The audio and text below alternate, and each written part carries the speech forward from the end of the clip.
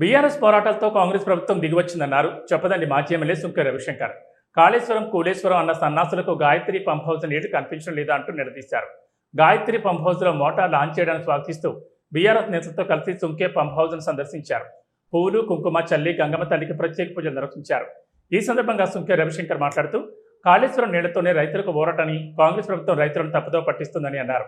Kaleshwaram project పనికిరాదని, నీళ్లు రావని ప్రచారం చేసిన వారికి ఇప్పుడు అదే కాళేశ్వరం నీళ్లు సమాధానం చెప్తున్నాయన్నారు. వ్యవసాయ శాఖ మంత్రి తుమ్మల నాగేశ్వరరావు రైతులు వరి వేయొద్దని, నీటి పరిస్థితి అనుకూలంగా లేదని చెప్పారని, మరోవైపు నీటిపారుదల శాఖ మంత్రి ఉత్తమ్ కుమార్ రెడ్డి మాత్రం ఎన్డీఎస్ఏ నివేదిక వచ్చిన తర్వాతే నీటి విడుదలపై నిర్ణయం తీసుకుంటామని చెప్పడం ప్రభుత్వంలోని అయోమయాన్ని బయటపెడుతోందని విమర్శించారు. ముఖ్యమంత్రి ఒక మాట, మంత్రుడు మరో మాట మాట్లాడుతుంటే రైతులు ఎవరిని నమ్మాలని ప్రశ్నించారు. కాళేశ్వరం అంటే ఒక మేడిగడ్డ, ఒక అన్నారం, ఒక సున్నిళ్ళ కాదు. కాళేశ్వరం అంటే ఈ గాయత్రి పంప్ హౌస్ కూడా ఒక కాళేశ్వరంలో వన్ ఆఫ్ ది భాగమే.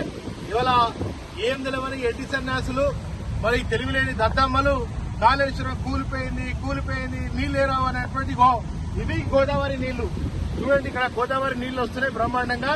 ఇవాళ మరి నిన్న మొన్న రోజు కేటీఆర్ గారు, హరీష్ రావు గారు, మరి మా నియోజకవర్గ రైతాంగం, మరి మేము అందరూ బీఆర్ఎస్ నాయకులు అందరం కలిసి నిన్న పెద్ద ఎత్తున చొప్పదండి నియోజకవర్గ వ్యాప్తంగా వరద కాలువకు నీళ్లు విడుదల చేయాలని చెప్పి మరి చెప్పగానే మరి నిన్న పెద్ద ఎత్తున ధర్నా జరిగినటువంటి నిరసన కార్యక్రమంలో పెద్ద ఎత్తున వందలాది వేలాది మంది పాల్గొన్నటువంటి నేపథ్యంలో ఇవాళ బీఆర్ఎస్ పోరాటం ఫలించింది, రైతాంగం కృషి ఫలించింది.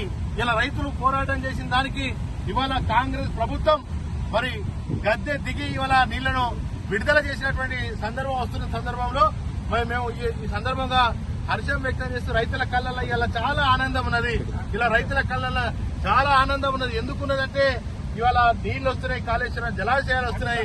అటు భగవంతుడు మన్నించి ఇవాళ నీళ్లు ఇచ్చేసింది కనుక మరి ఇవాళ సంతోషంగా హర్షాన్ని రైతాంగం అంతా కూడా వ్యక్తం.